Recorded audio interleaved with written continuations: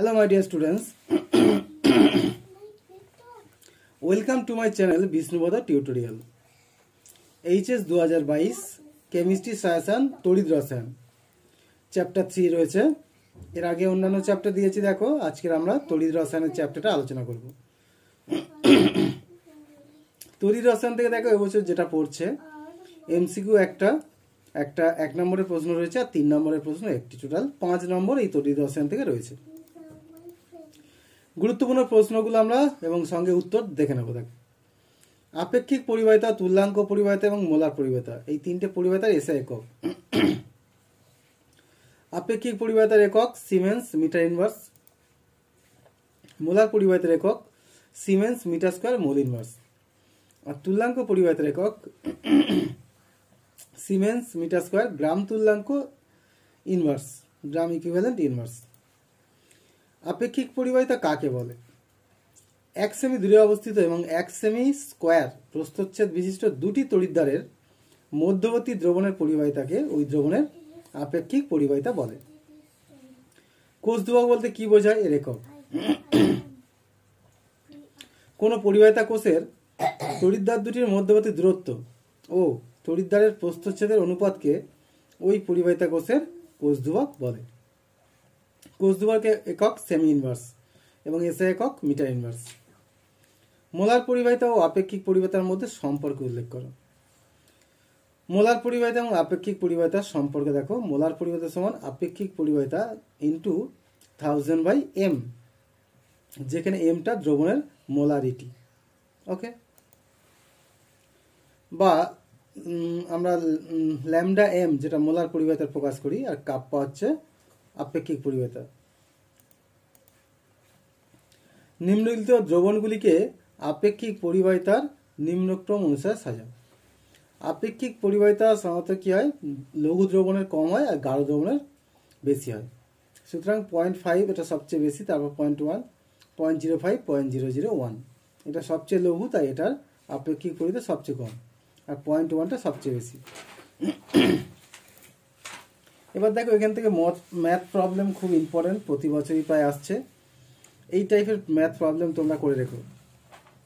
একটি পরিবাহিতা কোষের তড়িৎদ্বারের মধ্যেকার দূরত্ব 1 সেমি, প্রতিটির প্রস্থচ্ছেদ 2 সেমি স্কয়ার, প্রতি লিটারে 50 গ্রাম কেসিএল আছে। এরূপ দ্রবণ দ্বারা উক্ত কোষকে পূর্ণ করলে কোষের রোধ হয় 7.25 ওহম। উক্ত দ্রবণটির মোলার পরিবাহিতা গণনা করো। দেখো, আমরা কি করব? প্রথমে আপেক্ষিক পরিবাহিতাটা বের করে নেব। আপেক্ষিক পরিবাহিতা সমান কি? L into L/A। L মানে হচ্ছে তোমার পরিবাহিতা, যেটা 1/r, অর্থাৎ কাপ্পা সমান 1/r L/A।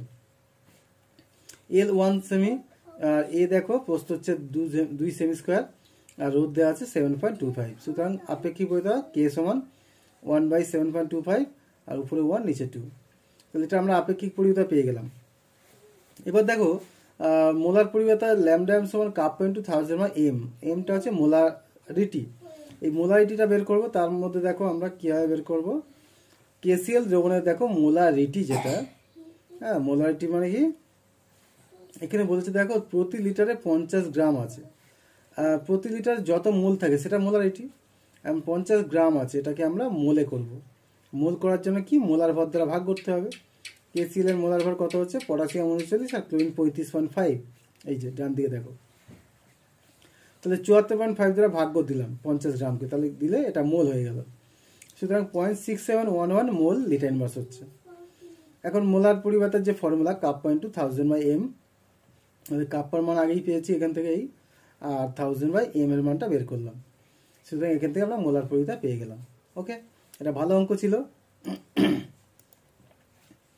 25 সেন্টিগ্রেডে একই পরিবাহিতা কোষে 0.01 কেসিএল ও 0.0 মোলার এইচসিএল দ্রবণের রোধ দেওয়া আছে। দেখো, একটা 500 আর একটা হচ্ছে 51.40। কেসিএল দ্রবণটি 25 সেন্টিগ্রেড উষ্ণতায় আপেক্ষিক পরিবাহিতা যদি এত হয়, তাহলে ওই উষ্ণতায় এইচসিএল দ্রবণের পরিবাহিতা কত হবে? আচ্ছা, কেসিএল এর ক্ষেত্রে দেখো রোধ দেওয়া আছে, কাপ্পাও দেওয়া আছে। এই যে রোধ দেখো 500 আর কাপ্পা এই যে দেওয়া আছে। তাহলে আমরা এখান থেকে কি বের করবো? L/A বের করে নেব, অর্থাৎ কোষ ধ্রুবকটা। ঠিক আছে। তাহলে কোষ ধ্রুবকটা দেখো এখানে বসিয়ে দিলাম, কাপ্পার জায়গায় বসিলাম, 1/r বললাম। তাহলে 1 এই এটা L/A সমান হচ্ছে তোমার এটা গুণ হয়ে যাচ্ছে দেখো। এখন দেখো উভয় ক্ষেত্রে ব্যবহৃত কোষটি যেহেতু একই, তাই L/A এর মান উভয় ক্ষেত্রে সমান হবে। সুতরাং HCl দ্রবণের ক্ষেত্রে এখন কাপ্পা কি হবে, কাপ্পা 1/n ইন্টু L/A। তাহলে আর এর মান তো দেওয়া আছে, আর এল এর মান আমরা L/A এর মানটা পেয়ে গেলাম, বসিয়ে দিলে আমরা দেখো আমরা কাপ্পা পেয়ে গেলাম। এবার HCl দ্রবণে তাহলে মোলার পরিবাহিতা ল্যামডা m সমান কাপ্পা ইন্টু 1000/m। তাহলে বসিয়ে দাও আমরা কাপ্পা এবং 1000/m। এমটা মোলারিটি দেখো দেওয়া আছে কত, এই যে 0.01। তাহলে বসিয়ে দিলে আমরা পেয়ে গেলাম দেখো এই যে 411.4। ওকে, অবশ্যই দেখো তোমরা এককগুলো কিন্তু উল্লেখ করো, একক না দিলে কিন্তু হাফ নাম্বার কেটে নেবে। সুতরাং ohm inverse, semi square, mole inverse এই এককটা অবশ্যই উল্লেখ করো। 25 উষ্ণতায় 0.01 নর্মাল KCl দ্রবণের আপেক্ষিক পরিবাহিতা দেওয়া আছে। দেখো মোলারিটি দেওয়া আছে, নর্মালিটি দেওয়া আছে এবং আপেক্ষিক পরিবাহিতা দেওয়া আছে। একই পরিবাহিতা কোষ, অর্থাৎ কোষ ধ্রুবক একই হবে। n/100 NaOH দ্রবণ দ্বারা পূর্ণ করলে দ্রবণের রোধ হচ্ছে এত। যদি KCl দ্রবণের রোধ এত হয় তাহলে Na হচ্ছে তুল্যাঙ্ক পরিবাহিতা।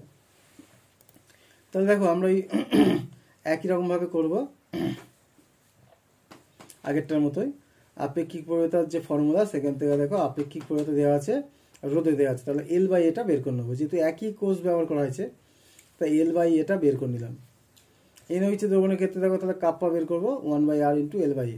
আর এর মান তো দেওয়া আছে, আর L/A ওই উপর থেকে পেয়ে গেলাম। তাহলে এখানে বসিয়ে দিলে আমরা কাপ্পা পেয়ে গেলাম। এবার দেখো আমরা তুল্যাঙ্ক পরিবাহিতা বের করবো 1000 কাপ্পা ইন্টু 1000/n। তাহলে কাপ্পা পেয়ে গেছি, 1000 আর এনও বসিয়ে দিলাম। এই যে এনটা দেখো 0.01 নর্মাল। সুতরাং এখান থেকে আমরা ওহম ইনভার্স, সেমি স্কয়ার, গ্রাম ইকুইভ্যালেন্ট ইনভার্স পেয়ে গেলাম 237.5 তুল্যাঙ্ক পরিবাহিতা। তীব্র মৃদু তড়িৎ বিশ্লেষক দ্রবণের গাঢ়ত্ব পরিবর্তনের সঙ্গে আপেক্ষিক পরিবাহিতা কিভাবে পরিবর্তিত হয়? তীব্র মৃদু উভয় প্রকার তড়িৎ বিশ্লেষক দ্রবণের গাঢ়ত্ব বৃদ্ধি করলে দ্রবণের আপেক্ষিক পরিবাহিতা বৃদ্ধি পায় এবং গাঢ়ত্ব হ্রাস করলে আপেক্ষিক পরিবাহিতা হ্রাস পায়।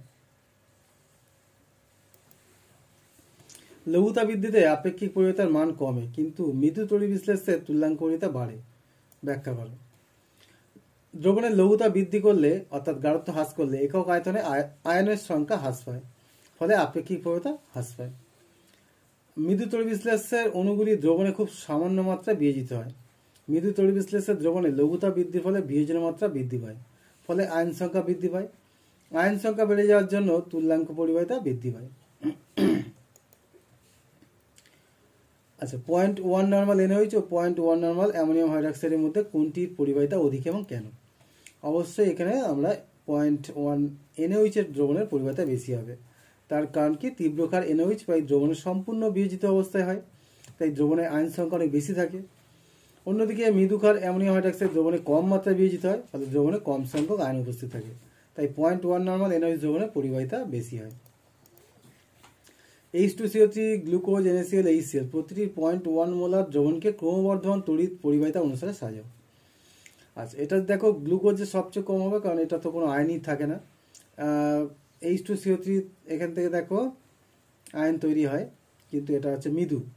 NaClটা তীব্র, আর HClটা দেখো এটাও তীব্র, কিন্তু H+ এর পরিবাহিতা অনেক বেশি হয়। ওকে, একটি নির্দিষ্ট অনুসারে লিথিয়াম ক্লোরাইড, সোডিয়াম ক্লোরাইড এবং KCl জলীয় দ্রবণের অসীম লঘুতায় তুল্যাঙ্ক পরিবাহিতা কি হবে? এখন দেখো এখানে ক্লোরাইডটা কমন, কিন্তু ক্যাটায়নগুলো আলাদা। আর আয়নীয় দেখো লিথিয়াম প্লাসের থেকে সোডিয়াম প্লাসের বা তার থেকে পটাশিয়াম প্লাসের দ্রবণে আয়নীয় পরিবাহিতা বেশি, ফলে তুল্যাঙ্ক পরিবাহিতার ক্রম হবে KCl বেশি আর লিথিয়াম ক্লোরাইড কম। কোলরাসের সূত্র বিবৃতি করো, সূত্র ব্যাখ্যা এবং উদাহরণ দাও। কোলরাস সূত্র: অসীম লঘুতায় কোনো তড়িৎ বিশ্লেষক পদার্থের মোলার পরিবাহিতা পদার্থটির সংগঠক আয়নগুলির ক্যাটায়ন অ্যানায়নের মোট মোলার আয়নীয় পরিবাহিতার সমষ্টির সমান। ব্যাখ্যা দেখো, যদি কোনো তড়িৎ বিশ্লেষক অণুর বিয়োজনে উৎপন্ন ক্যাটায়ন ও অ্যানায়নের সংখ্যা যথাক্রমে নিউ প্লাস ও নিউ মাইনাস এবং অসীম লঘুতায় উক্ত তড়িৎ বিশ্লেষক পদার্থের ক্যাটায়নের মোলার পরিবাহিতা λ0 + ও অ্যানায়নের মোলার পরিবাহিতা λ0 - হয়, তবে কোলরাসের সূত্র অনুসারে λ0 m সমান nu plus λ0 plus plus nu minus λ0 minus. উদাহরণ: NaCl এর ক্ষেত্রে λ0 NaCl ল্যামডা Na প্লাস আর ল্যামডা Cl মাইনাস। এবার এখান থেকে দেখো অঙ্ক, অ্যামোনিয়াম ক্লোরাইড NaOH এবং NaCl এর অসীম লঘুতায় তুল্যাঙ্ক পরিবাহিতা তিনটে দেওয়া আছে। এবার অ্যামোনিয়াম হাইড্রক্সাইডের তুল্যাঙ্ক পরিবাহিতা কত হবে? খুব ইম্পর্টেন্ট এই টাইপের প্রবলেম। অ্যামোনিয়াম হাইড্রক্সাইডের তুল্যাঙ্ক পরিবাহিতা দেখো অ্যামোনিয়াম প্লাস আর OH মাইনাস। এবার অ্যামোনিয়ামের সঙ্গে দেখো আমরা ক্লোরিনটা নিলাম, তাহলে অ্যামোনিয়াম ক্লোরাইড হয়ে যাবে। এবার এখানে দেখো OH মাইনাসের সঙ্গে Na নিলাম, তাহলে এটাও তীব্র হয়ে গেল NaOH। তাহলে আমরা সোডিয়াম আর ক্লোরিন নিয়েছি, তাহলে বাদ দেবো minus Na plus Cl minus, অর্থাৎ NaCl হয়ে গেল। এবার তিনটে বসিয়ে দাও, অ্যামোনিয়াম ক্লোরাইড আর NaOH এর সঙ্গে যোগ করে তার থেকে NaClটা বাদ দেবো, দিলে আমরা পেয়ে যাচ্ছি। একই টাইপের প্রবলেম দেখো, এটা সোডিয়াম ক্লোরোঅ্যাসিটেট NaCl আর HCl তিনটেরই দেওয়া আছে। তাহলে এই ক্লোরোঅ্যাসিটিক অ্যাসিডের জেলি দ্রবণের পরিবাহিতা কত হবে? ওই একই প্রবলেম দেখে নিও। Barium hydroxide, barium chloride, ammonium ক্লোরাইডের মোলার পরিবাহিতা দেওয়া আছে, তাহলে অ্যামোনিয়াম হাইড্রক্সাইডের মোলার পরিবাহিতা কত হবে? এইটা একটু তোমাদের করার সময় ভালো করে খেয়াল করো। অ্যামোনিয়াম হাইড্রক্সাইড আমরা প্রথমে দুটো নেব, দুটো অ্যামোনিয়াম আর দুটো OH মাইনাস। কারণ কি, এখানে দেখো বেরিয়ামের সঙ্গে দুটো OH মাইনাস লাগে, তাই একটা নিলে সমস্যা হবে। তাহলে এখানে দেখো দুটো অ্যামোনিয়াম আর দুটো ক্লোরাইড, এখানে বেরিয়াম আর দুটো OH মাইনাস। মাইনাস আমরা কি করব, বেরিয়াম একটা নিয়েছি আর দুটো Cl মাইনাস এক্সট্রা, তাহলে দুটো Cl মাইনাস মাইনাস করলাম। করলে কি হচ্ছে 2 ইন্টু অ্যামোনিয়াম ক্লোরাইড আর বেরিয়াম হাইড্রক্সাইড আর মাইনাস বেরিয়াম ক্লোরাইড। এটা হচ্ছে দেখো যেটা বেরোলো 502.88, এটা কিন্তু দুটো অ্যামোনিয়াম হাইড্রক্সাইড। তাহলে একটা অ্যামোনিয়াম হাইড্রক্সাইডের কত হবে? এর অর্ধেক হবে, 251.44। সুতরাং অ্যামোনিয়াম হাইড্রক্সাইডের মোলার পরিবাহিতা 251.44 হলো। আচ্ছা, ম্যাগনেসিয়াম ক্লোরাইডের দ্রবণের অসীম লঘুতায় ম্যাগনেসিয়াম 2+ আয়নের মোলার পরিবাহিতা এবং Cl মাইনাসের দেওয়া আছে। তাহলে ল্যামডা 0 এবং ল্যামডা 0 এর কত হবে? ল্যামডা 0 মানে তুল্যাঙ্ক পরিবাহিতা। তাহলে এই দুটো দেখো এদের আয়নীয় পরিবাহিতার যোগফল করতে হবে।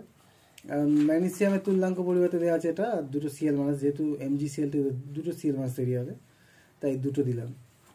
এটা গেল হচ্ছে তুল্যাঙ্ক পরিবাহিতা। এবার দেখো মোলার পরিবাহিতা সমান তোমার তুল্যাঙ্ক পরিবাহিতা ইন্টু জেড। জেডটা কি, এই একটা লবণ থেকে কতগুলো ক্যাটায়ন তৈরি হচ্ছে এবং তার চার্জ। এখান থেকে দেখো একটা ম্যাগনেসিয়াম এবং তার চার্জ 2, তাই 2 দ্বারা গুণ করছি, করলে আমরা মোলার পরিবাহিতা পেয়ে গেলাম। KI এবং KCl দ্রবণের ল্যামডা 0 মান যথাক্রমে 150 এবং 139 মান এটা আছে। যদি Cl মাইনাসের আয়নের ল্যামডা 0 মান এত হয়, তাহলে I মাইনাস আয়নের ল্যামডা 0 কত হবে? তাহলে দেখো এখানে আমরা KI থেকে KCl বাদ দিচ্ছি, তাহলে এটা হচ্ছে দেখো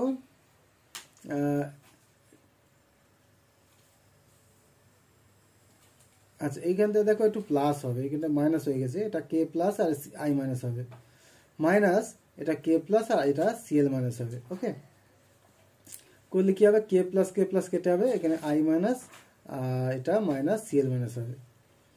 এবার I মাইনাস আর মাইনাস Cl মাইনাসটা দেওয়া আছে, আর দুটোর তোমার দেওয়া আছে, দেখো দুটোর পরিবাহিতা বসিয়ে দিলাম, এখান থেকে I0 মাইনাস বেরিয়ে গেল। প্রমাণ করো Z সমান E/F। দেখো ফ্যারাডের প্রথম সূত্র থেকে আমরা জানি W সমান ZQ, আর ফ্যারাডের প্রথম ও দ্বিতীয় সূত্রের সংযুক্ত রূপ থেকে পাই W সমান QE/F। তাহলে দেখো দুটোই W, সুতরাং সমান করে দিই, ZQ সমান QU/F, অতএব Z সমান E/F হচ্ছে। মোলার পরিবাহিতা ও তুল্যাঙ্ক পরিবাহিতার সম্পর্ক উল্লেখ করো। H2SO দ্রবণের মোলার পরিবাহিতা ও তুল্যাঙ্ক পরিবাহিতার সম্পর্ক নির্ণয় করো। দেখো মোলার পরিবাহিতা সমান কি, তুল্যাঙ্ক পরিবাহিতা সমান মোলার পরিবাহিতা বাই Z। সুতরাং H2SO দ্রবণের তুল্যাঙ্ক পরিবাহিতা সমান মোলার পরিবাহিতা বাই 2 মানে জেডটা কি, এখানে অ্যাসিডের ক্ষেত্রে ক্ষারগায়িতা, H2SO ক্ষারগায়িতা 2। আচ্ছা, জেডটা হচ্ছে তড়িৎ শেষে প্রতি অণুতে ক্যাটায়ন বা অ্যানায়নের মোট যোজ্যতা। কোনো পরিবাহীর মধ্য দিয়ে 1 মিলি অ্যাম্পিয়ার তড়িৎ প্রবাহ হলে ওই পরিবাহীর মধ্য দিয়ে সেকেন্ডে কতগুলি ইলেকট্রন প্রবাহিত হবে? তাহলে প্রতি সেকেন্ডে প্রবাহিত তড়িৎ কত হবে? 1 মিলি কুলম্ব, কারণ 1 মিলি অ্যাম্পিয়ার ইন্টু 1 সেকেন্ড মানে 1 মিলি কুলম্ব, মানে 10⁻³ কুলম্ব। এবার দেখো একটা ইলেকট্রনের চার্জ কত, 1.602 ইন্টু 10⁻19, এত কুলম্ব তড়িৎ আদান হলো একটি ইলেকট্রনের। তাহলে 10⁻³ কুলম্ব কতগুলো ইলেকট্রনে হবে? এই দেখো 6.24 × 10⁻15। সুতরাং ওই পরিবারের মধ্য দিয়ে সেকেন্ডে এতগুলো ইলেকট্রন প্রবাহিত হয়। 1 মোল ফসফেট আয়ন দ্বারা বাহিত তড়িতের পরিমাণ কত হবে? 1 মোল ফসফেট আয়ন দ্বারা বাহিত তড়িৎ হবে 3 ফ্যারাডে। কারণ কি এখানে দেখো 3 মাইনাস রয়েছে। 1 মোল ফসফেট এটা যেহেতু ত্রিযোজী তাই 3 ফ্যারাডে তড়িৎ পরিবহন করবে, অর্থাৎ 3 × 96,500 কুলম্ব। আচ্ছা, এরপর দেখো LCl3 এবং NaCl যৌগ দুটির মধ্যে কোনটির গলিত দ্রবণে 1F তড়িৎ চালনা করলে ক্যাথোডে 1 মোল তড়িৎ ধাতু উৎপন্ন হবে? এখন দেখো LCl3 এবং NaCl যৌগ দুটির মধ্যে NaCl এখানে একটা ইলেকট্রন গ্রহণ করে, অর্থাৎ 1 মোল সোডিয়ামের জন্য 1 মোল ইলেকট্রন লাগে। সুতরাং গলিত মিশ্রণে 1 ফ্যারাডে চালনা করলে ক্যাথোডে 1 মোল ধাতু উৎপন্ন হবে। আর LCl3 থেকে হবে না, কারণ অ্যালুমিনিয়ামের চার্জ 3+, আর যেহেতু 3+ চার্জ তাই 1 মোল তৈরি করতে হলে 3 মোল অর্থাৎ 3 ফ্যারাডে তড়িৎ লাগবে। কত অ্যাম্পিয়ার তড়িৎ পাঠালে প্রতি সেকেন্ডে তড়িৎ দ্বারা 1 গ্রাম তুল্যাঙ্ক পদার্থ উৎপন্ন হবে? 1 গ্রাম তুল্যাঙ্ক পদার্থ উৎপন্ন করার জন্য সবসময় 96,500 কুলম্ব তড়িৎ পাঠাতে হবে। দেখো এটা কত অ্যাম্পিয়ার তড়িৎ পাঠালে প্রতি সেকেন্ডে, তাহলে প্রতি সেকেন্ডে পাঠাতে হবে কত? 96,500 অ্যাম্পিয়ার। আচ্ছা, 3 মোল তড়িৎ Ag 3 ফ্যারাডে তড়িৎ সিলভার নাইট্রেট, কপার সালফেট এবং AuCl3 প্রতিটি দ্রবণের মধ্য দিয়ে পাঠালে ক্যাথোডে উৎপন্ন ধাতুগুলির মোল সংখ্যার অনুপাত কত হবে? এখন সিলভার নাইট্রেট দেখো এটা যেহেতু +1 চার্জ তাই এখানে 3 ফ্যারাডে দিলে 3 মোল Ag অধক্ষেপ হবে। আর কপার 2+ যেহেতু তোমার +2 তাই এখানে 2 ফ্যারাডের জন্য 1 মোল হবে, তাহলে 3 ফ্যারাডের জন্য কত হবে? 3 এর 2 মোল। আর AuCl3 দেখো এখানে 3+ চার্জ Au, তাই এটা 3 ফ্যারাডে দিলে 1 মোল অধক্ষেপ হবে। সুতরাং এখানে আমরা দেখো 2 দ্বারা গুণ করলে 6:3:2 হচ্ছে। এবার দেখো নিচের বীজাণুগুলির জন্য কত ফ্যারাডে তড়িতের প্রয়োজন? গলিত ক্যালসিয়াম ক্লোরাইড থেকে 20 গ্রাম ক্যালসিয়াম প্রস্তুত করতে হবে। তাহলে ক্যালসিয়াম ক্লোরাইড ভাঙলে ক্যালসিয়াম 2+ চার্জ হয়, এখানে দেখো দুটো ইলেকট্রন দিলে তোমার একটা ক্যালসিয়াম তৈরি হয়। তাহলে 1 মোল ক্যালসিয়াম অর্থাৎ 40 গ্রাম ক্যালসিয়ামের জন্য 2 মোল ইলেকট্রন অর্থাৎ 2 ফ্যারাডে তড়িৎ লাগবে। সুতরাং 40 গ্রাম ক্যালসিয়ামের জন্য 2 ফ্যারাডে তড়িতের প্রয়োজন, তাহলে 20 গ্রামের জন্য 1 ফ্যারাডে তড়িৎ লাগবে। একই রকমভাবে দেখো LCl3 L2O3 ভেঙে গিয়ে অ্যালুমিনিয়াম 3+ তৈরি করছে, তাহলে 1 মোল অর্থাৎ 27 গ্রামের জন্য দেখো 3 মোল ইলেকট্রন অর্থাৎ 3 ফ্যারাডে ইলেকট্রন লাগছে। তাহলে 27 গ্রামের জন্য 3 ফ্যারাডে, তাহলে 40 গ্রামের জন্য লাগবে 3 × 40/27 অর্থাৎ 4.4 F তড়িতের প্রয়োজন। আচ্ছা, এরপর দেখো নিচের বীজাণুগুলির জন্য কত ফ্যারাডে তড়িতের প্রয়োজন? 1 মোল KMnO4- কে Mn2+-এ। এখন KMnO4- থেকে Mn2+ এর যে বীজাণু বিক্রিয়া এটা তোমরা পড়েছিলে দেখো ক্লাস 11-এর, এটাকে সমাধান করার জন্য ব্যালেন্স করার জন্য পড়েছিলে, তাই না? এখানে 4টে OH- আছে, তাই এদিকে 4টে জল আর এদিকে 8টে H+, আর দুদিকে চার্জ ব্যালেন্স করার জন্য 5টি ইলেকট্রন লাগছে। এখানে দেখো এখানে যেহেতু 5 দেখো এখানে n এর মান 5 অর্থাৎ 5টা ইলেকট্রন লাগছে, 1 মোলকে বিজায়িত করতে 5 মোল ইলেকট্রন লাগছে, হ্যাঁ, তাই 5 ফ্যারাডে তড়িৎ লাগবে। আর MnO4- থেকে MnO4 এর জন্য দেখো একটার জন্য 1 মোলের জন্য 1 মোল ইলেকট্রন লাগবে, তাই এটা 1 ফ্যারাডে তড়িৎ লাগবে। পরটা দেখো 1 মোল Cr2O7 আয়নকে Cr3+ আয়নে বিজায়িত করতে কত কুলম্ব তড়িৎ প্রয়োজন? তাহলে এটাকে দেখো 1 মোলকে বিজায়িত করে এই ক্রোমিয়াম 3+ হচ্ছে, তাহলে এটাও ব্যালেন্স করতে হবে। এখানে 7টা ইলেকট্রন, এদিকে 7টা জল আর এদিকে 14টা H+ দিলাম। আর ব্যালেন্স করা দুদিকে চার্জ ব্যালেন্স করার জন্য 6টা ইলেকট্রন লাগছে। সুতরাং 1 মোল ডাইক্রোমেটকে বিজায়িত করতে 6 মোল ইলেকট্রন অর্থাৎ 6 ফ্যারাডে তড়িতের প্রয়োজন। 3.2 গ্রাম H2- আয়নের মোট আধান কত? এখন দেখো H2- আয়ন দুটো ইলেকট্রন যদি বর্জন করে তবে হচ্ছে এটা আধান মুক্ত হবে। সুতরাং 1 মোল সালফার তৈরি করার জন্য বা 1 মোল ধরো H2- এর মধ্যে তার মধ্যে 2 ফ্যারাডে ইলেকট্রন রয়েছে, 2 ফ্যারাডে চার্জ। সুতরাং 32 গ্রাম H2- আয়নের আধান হচ্ছে 2 ফ্যারাডে। তাহলে 3.2 গ্রাম H2- আয়নের আধান হচ্ছে কত, এটা হিসাব করে নেবে। এরপর দেখো 27 পারমাণবিক গুরুত্ব বিশিষ্ট একটি ধাতু জলীয় দ্রবণের মধ্য দিয়ে 10 কুলম্ব তড়িৎ পাঠালে ক্যাথোডে এত সংখ্যক পরমাণু উৎপন্ন হয়, তাহলে ধাতুর তুল্যাঙ্ক কত হবে? তাহলে এত সংখ্যক পরমাণুটাকে আমরা কি গ্রামে করব। গ্রামে করার জন্য অ্যাভোগাড্রো দ্বারা ভাগ করব, সরি গ্রামে না, মোলে আসবে। অ্যাভোগাড্রো দ্বারা ভাগ করলে এটা মোলে চলে আসবে। অ্যাভোগাড্রো দ্বারা ভাগ করলে 1 মোল হয়ে যাবে, মানে অ্যাভোগাড্রো মানে 1 মোল, তাহলে ভাগ করলে এটা কত মোল আসছে, মানে এত সংখ্যক পরমাণু সমান এত মোল।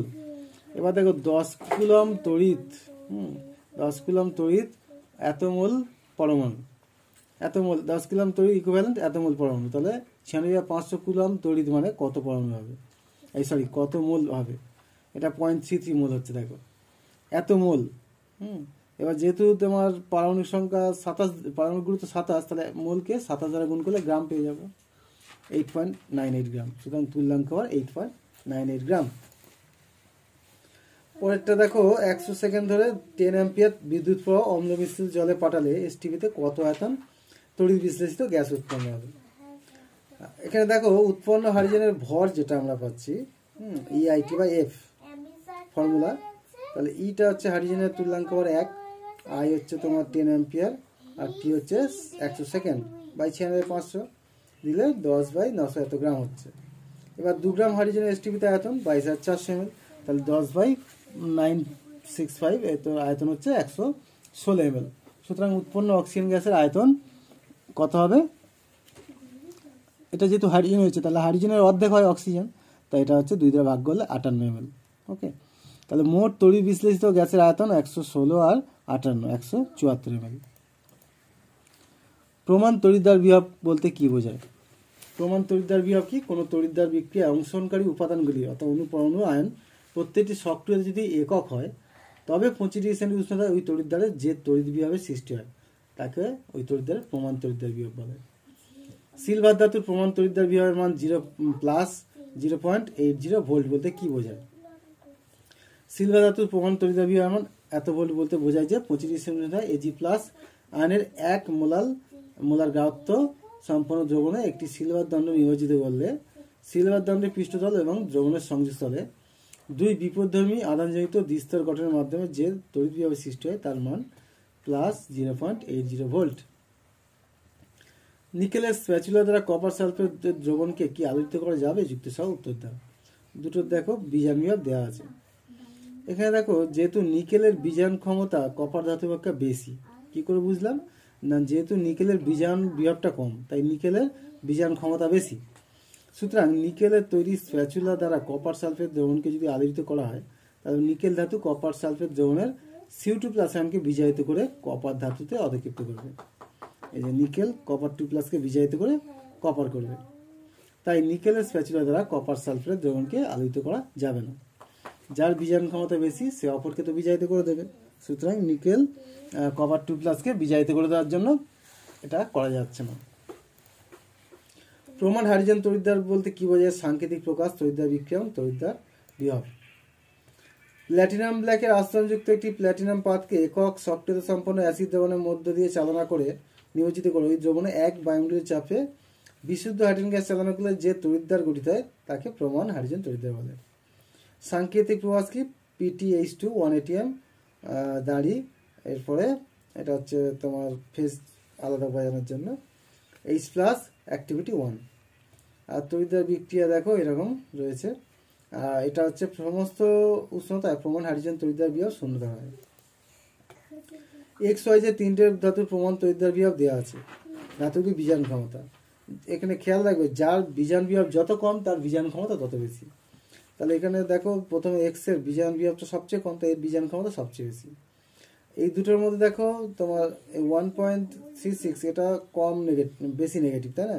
এটা বেশি পজিটিভ, তাতেও এটা নেগেটিভ, তাই এরপরে জেড হবে। সুতরাং XZY।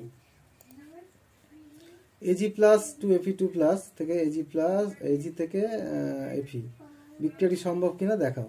আর দুটোর বিজান বিভব দেওয়া আছে, দেখো Fe2+ থেকে Fe দেওয়া আছে এটা, আর Ag থেকে Ag+ 0.8। কারণ বিজান বিভব থেকে দেখা যাচ্ছে যে আয়রনের বিজান ক্ষমতা বেশি, হ্যাঁ, আর এখানে দেখা যাচ্ছে সিলভার আয়রনকে বিজায়িত করছে, অর্থাৎ সিলভারের বিজান ক্ষমতা বেশি দেখাচ্ছে বিক্রিয়ায়। যেহেতু Fe2+ Fe তড়িৎদ্বার প্রমাণ বিভবের মান Ag+ Ag এর তুলনায় কম, তাই Ag Fe2+ কে বিজায়িত করে আয়রন পরমাণুতে পরিণত করতে পারবে না। কেন পারবে না? তার কারণটা যেহেতু বিজান বিভবের মান কম আয়রনের, আয়রন তৈরিদারে, তাই আয়রনের বিজান ক্ষমতা বেশি, সিলভার বিজান ক্ষমতা কম, তাই সিলভার Fe2+কে বিজায়িত করতে পারবে না, ফলে প্রদত্ত বিক্রিয়াটি ঘটা সম্ভব নয়। এসএন, কপার, সিআর, অ্যালুম এদের মধ্যে কোনগুলি Fe2+ আয়নকে বিজায়িত করতে পারবে ব্যাখ্যা করো। প্রত্যেকটা বিজান বিভব দেওয়া আছে। এখান থেকে Fe2+কে বিজায়িত করতে গেলে দেখতে হবে যে Fe2+Fe এর যে বিজান বিভব তার থেকে যার বিজান বিভব কম হবে তারা Fe-কে বিজায়িত করতে পারবে। কারণ কি, Fe দেখো বিজান বিভব 0.044 ভোল্ট, এর থেকে যাদের কম হবে তাদের বিজান ক্ষমতা বেশি হবে। এর থেকে কম কার আছে দেখো, এই যে এইটা রয়েছে, অর্থাৎ এর আগে ক্রোমিয়ামটা রয়েছে আর তার আগে অ্যালুমিনিয়াম রয়েছে। তাহলে এই অ্যালুমিনিয়াম আর ক্রোমিয়াম তড়িৎদ্বারের প্রমাণ বিভবের ঋণাত্মক মান Fe2+Fe অপেক্ষা বেশি, তাই ক্রোমিয়াম অ্যালুমিনিয়াম এদের বিজান ক্ষমতা আয়রন থেকে বেশি হয়, তাই ক্রোমিয়াম অ্যালুমিনিয়াম Fe2+ আয়নকে বিজায়িত করতে পারবে। আচ্ছা, এটাও একটা ইম্পর্টেন্ট প্রবলেম দেখো, একটি ভোল্টীয় কোষ নিম্নলিখিত অর্ধকোষ দুটি সমন্বয়ে গঠিত। অ্যালুমিনিয়াম 3+ ব্র্যাকেটে মোলার গাঢ়ত্ব দেওয়া আছে, আর নিকেল 2+ ব্র্যাকেটে মোলার গাঢ়ত্ব। তড়িৎ প্রবাহের সময় কোষে সংঘটিত রাসায়নিক বিক্রিয়াগুলি উল্লেখ করে এবং কোষ বিভবের মান। দুটো বিজান বিভব দেওয়া আছে দেখো, তাহলে এখানে বিজান বিভব থেকে দেখতে পাচ্ছি কার বিজান বিভব বেশি, নিকেলের বিজান বিভবটা বেশি, সুতরাং নিকেলটা বিজায়িত হবে আর অ্যালুমিনিয়ামটা জায়িত হবে। তাই দেখো অ্যানোড বিক্রিয়ায় অ্যালুমিনিয়াম জায়িত হচ্ছে আর ক্যাথোড বিক্রিয়ায় নিকেল বিজায়িত হচ্ছে। এবার অ্যালুমিনিয়াম থেকে অ্যালুমিনিয়াম 3+ 3টি ইলেকট্রন, আর এটা 2টি ইলেকট্রন, তাই একে 2 গুণ একে 3 গুণ, অ্যালুমিনিয়ামকে 2 গুণ আর নিকেলকে 3 গুণ করা হলো, গুণ করে কোষ বিক্রিয়াটা করা হলো। তাহলে এখান থেকে নান্স সমীকরণ দেখো, ই সেল সমান E0 cell minus 0.059 n log বিক্রিয়াজাত পদার্থ বাই বিক্রিয়ক পদার্থ। এবার E0 সেল মানে E0 right minus E0 left, অর্থাৎ ক্যাথোড মাইনাস অ্যানোড মাইনাস 0.059/6, যেহেতু এটা 6টি ইলেকট্রন ট্রান্সফার হচ্ছে দেখো, লগ এদিকে দেখো অ্যালুমিনিয়াম 3+ স্কোয়ার আর এদিকে নিকেল 2+ এর কিউব। এখানটা স্কোয়ার আর কিউবটা পড়েনি, একটু নিয়ে নেব, এটা স্কোয়ার হবে আর এইটা কিউব হবে। এবার দেখো রাইট মাইনাস লেফট, রাইট মানে হচ্ছে নিকেলের বিজান বিভব, তার মাইনাস এটা হচ্ছে অ্যালুমিনিয়ামের বিজান বিভব মাইনাস 0.693 লগ, এইখানটা দেখো ঠিক আছে স্কোয়ারটা পড়েছে। অ্যালুমিনিয়ামের দেখো যেটা দেওয়া আছে এই যে 0.001, এই যে বসিয়ে অ্যালুমিনিয়ামের জায়গায় স্কোয়ার আছে, আর নিকেল দেখো 0.5 ছিল তার কিউব আছে, এইখানটা স্কোয়ার আর কিউবটা পড়েনি, এইখানটা ঠিক আছে। এটা করলে দেখো 1.46 ভোল্ট হচ্ছে। আচ্ছা, এরপর দেখো প্রদত্ত বিক্রিয়ার ক্ষেত্রে সাম্য ধ্রুবকের মান নির্ণয় করো। Fe আর ক্যাডমিয়াম 2+ থেকে Fe2+ ক্যাডমিয়াম বিজান বিভব দুটো দেওয়া আছে। তাহলে এখান থেকে এই সমীকরণ অনুযায়ী আয়রন জারিত হচ্ছে আর ক্যাডমিয়াম বিজায়িত হচ্ছে, সুতরাং অ্যানোডে আয়রন জারিত হচ্ছে, ক্যাডমিয়াম বিজায়িত হচ্ছে। তাহলে E0 সেল সমান E0 ক্যাথোড মাইনাস অ্যানোড, তাহলে এখানে ক্যাথোডটাকে ক্যাডমিয়াম, ক্যাডমিয়ামের বিজান বিভব 0.04 মাইনাস 0.44, এটার পর 0.04 ভোল্ট হচ্ছে। এখন আমরা দেখো যে সাম্যধ্রুবক লগ কে সাম্যধ্রুবক, আমি এই লগ কে সমান NF E0 sell by 2.30 RT, তাহলে এখানে n এর মান 2 আর হচ্ছে দেখো NF E0 সেল, এখান থেকে n এর জায়গায় 2 আর E0 সেল আর এফটা RT নিচে চলে দিয়েছি দেখো 2.303 RT বাই এফ, এটা বসালে এটা 0.059 হয়ে যায়, ঠিক আছে, এটা শর্টকাট 0.059 এই নিচেরটার মান। তার উপরে দেখো আমরা সেলের মানটা আর 2 গুণ করে দিলাম, করতে 1.306 হলো। এবার দেখো এটা হচ্ছে আমরা 10 টু দি পাওয়ার যদি 1.303 করি, লগ কে সমান এটা হয়েছে, তাহলে কে হচ্ছে তোমার 10 টু দি পাওয়ার এটা হবে, করলে 22.69 হচ্ছে। আচ্ছা, এরপরে ওই একই রকমভাবে সাম্যধ্রুবক আর ΔG0 জির মান বের করতে হবে। ওই একই দেখো সমীকরণ অনুযায়ী অ্যানোড ক্যাথোড বিক্রিয়া, আর ΔG0 সমান হচ্ছে মাইনাস NF E0, এখানে দেখো 2টি ইলেকট্রন ট্রান্সফার হচ্ছে 2, F 500 আর E0 হচ্ছে তোমার কত দেওয়া আছে দেখো, E0 1.05, তাহলে এত জুল পার মোল হলো। এবার হচ্ছে লগ কে সমান মাইনাস, এই যে উপরের ফর্মুলা দেখো লগ NF E0 সেল, আর NF E0 সেল মানে হচ্ছে মাইনাস ΔG0, ওই যে মাইনাস ΔG0 আর 2.303 RT, তাহলে উপরে ΔG0 আর নিচে হচ্ছে তোমার RTর মানগুলো বসিয়ে দিলাম, দিতে দেখো 35.51, অতএব কে হচ্ছে 10 টু দি পাওয়ার 35.51, অর্থাৎ 3.236 × 10 টু দি পাওয়ার 35। কোষের তড়িৎচালক বল এবং কোষ বিক্রিয়ায় গিবস মুক্তশক্তি হ্রাসের সম্পর্ক কী? কোষের তড়িৎচালক বল ই সেল এবং কোষ বিক্রিয়া অংশগ্রহণকারী ইলেকট্রন সংখ্যা এন মোল, গিবস মুক্তশক্তি পরিবর্তন ডেল্টা জি হলে তাহলে ডেল্টা জি সমান এনএফ ই জিরো সেল, এই এনএফ ই সেল, যেখানে এফটা ফ্যারাডে। 25 সেন্টিমিটার প্রদত্ত বিক্রিয়ার E zero cell, delta G zero এবং সাম্যধ্রুবক গণনা করো।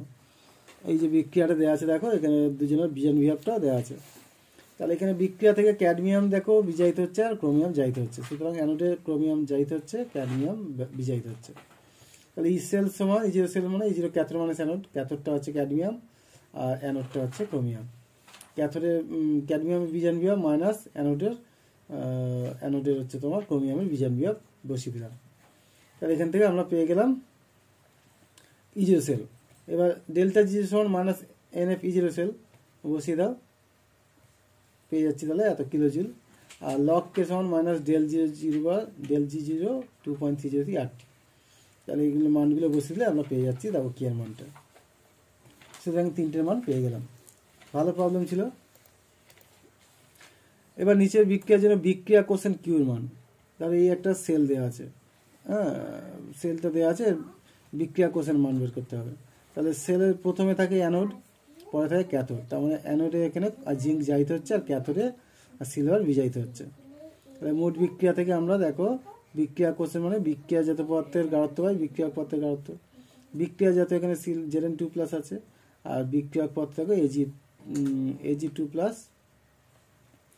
এজি 2+ না, এজি প্লাস হবে, এটা 2 হয়ে গেছে, এজি প্লাস তার স্কোয়ার, ওকে এজি প্লাস স্কোয়ার, এই যে এখানে ঠিক আছে।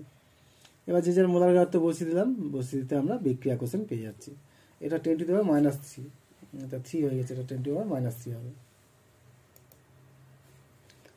আচ্ছা এবার দেখো কিছু এখান থেকে গুরুত্বপূর্ণ এমসিকিউ। 0.1 মোলার গাঢ়ত্বের AgNO3 দ্রবণের আপেক্ষিক পরিবাহিতা দেওয়া আছে, তাহলে মোলার পরিবাহিতা কত হবে? এটা হচ্ছে তোমার উত্তরটা, এটা হবে ওই মোলার পরিবাহিতা সমান 1000 কাপ্পা/c, 1000 কাপ্পা/m বসিয়ে দিলে হবে। নিচের কোনটি একটি তড়িৎ রাসায়নিক কোষের কোষ ধ্রুবক? কোষ ধ্রুবক হচ্ছে তোমার RK, ওই তোমার ফর্মুলা ধরে করলে বেরিয়ে আসবে। অসীম লঘুতায় তুল্যাঙ্ক পরিবাহিতার ক্রম, এটা অলরেডি আগেই বলেছি। তীব্র তড়িৎ বিশ্লেষণের লঘুতার সাথে তুল্যাঙ্ক পরিবাহিতা বৃদ্ধির কারণটা কি? আয়নগুলির আয়নীয় সচলতা বৃদ্ধি পায়। মোলার পরিবাহিতা এসআই একক কোনটি? Siemens metre square mole inverse. লঘুতা বৃদ্ধির সঙ্গে দ্রবণের পরিবাহিতা সংক্রান্ত কোন বক্তব্যটি সঠিক?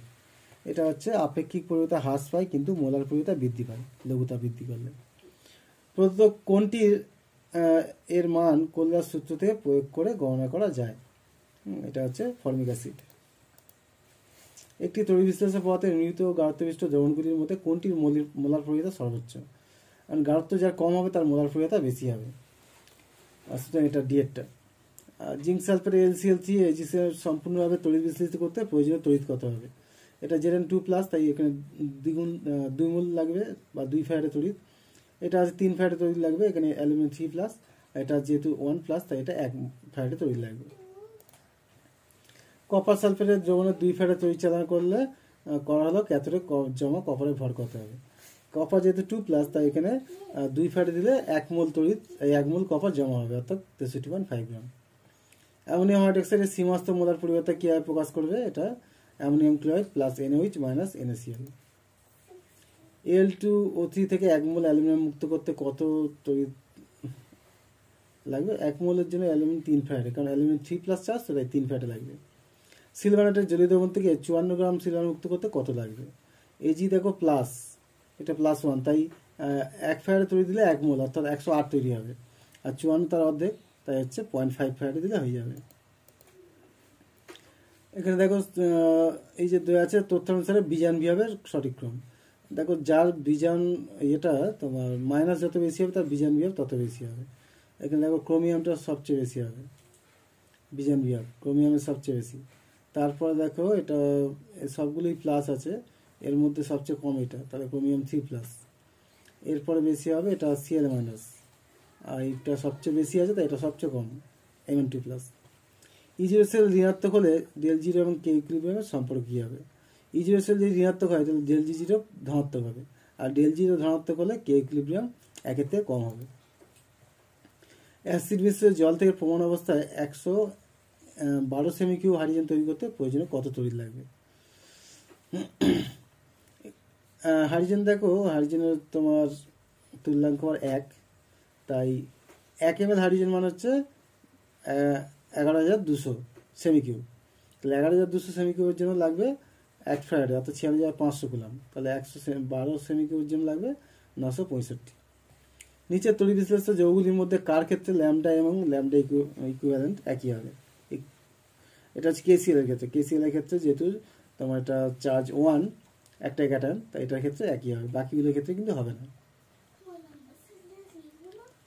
Thank you for watching. আশা করছি তোমাদের সাজেশনটা খুব ভালো লেগেছে। কেমন লাগলো কমেন্ট করে জানিও। আর প্রতিটি চ্যাপ্টারে তোমরা সাজেশন তোমরা এই চ্যানেল থেকে পেয়ে যাবে। নতুন বন্ধু থাকলে অবশ্যই বলো চ্যানেলটিকে সাবস্ক্রাইব করে নিও।